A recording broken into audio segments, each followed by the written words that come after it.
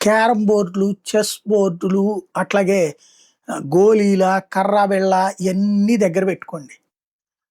పొరపాటున ఈ యుద్ధం తీవ్రత ఇట్లాగే ముదిరితే ఇరాన్‌కి సంబంధించినటువంటి ఇరాన్ పెను విధ్వంసం జరుగుతుంటే, సముద్రంలో ఉన్నటువంటి ఇంటర్నెట్ కేబుల్స్‌ని ధ్వంసం చేయడానికి రెడీ అవుతుంది. అదే జరిగిందంటే ఇంటర్నెట్ సేవలు ఆగిపోతే పెద్ద సమస్యొస్తది.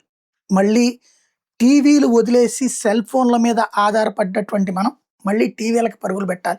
శాటిలైట్‌నయితే గనక ఆళ్ళేం జేయలేరు. ఇవి ఇంటర్నెట్ కేబుల్స్ కాబట్టి ఇది. అట్లాగే మన గూగుల్ పేలు, ఫోన్ పేలు ఇవన్నీ ప్రమాదం అవుతాయి. కాబట్టి కాస్త డబ్బులు డ్రా చేసుకొని దగ్గర పెట్టుకోండి. చేతిలో పెట్టుకొని ఉంచుకోండి. మనం కరోనా అప్పుడు సఫర్ అయ్యాం. లేదా విశాఖపట్నం వాళ్ళు తుఫానప్పుడు సఫర్ అయ్యారు డబ్బులు చేతిలో లేక. అది దృష్టిలో పెట్టుకొని కొంత క్యాష్ చేతిలో పెట్టుకోండి. అదే సందర్భంలో అంటే ఇయన్నీ గ్యారంటీ అవుతాయని కాదు. ముందు జాగ్రత్త చర్యలు.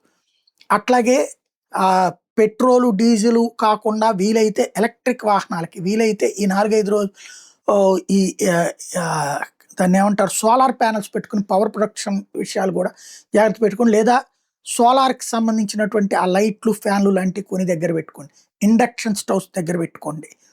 ముందు జాగ్రత్త.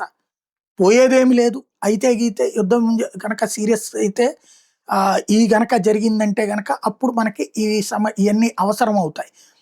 ఎందుకంటే ఇంటర్నెట్ ఇప్పుడు మనకి సెల్ ఫోన్‌లలో నెట్‌లొచ్చేసాక అందరం కూర్చొని మాట్లాడుకోవడం, అందరూ కూర్చొని ఆడుకోవడం పోయింది. అంతా ఫోన్‌లోనే ఆడుకుంటున్నాం. ఇప్పుడు ఇక కాస్త ఖాళీ అవుతది.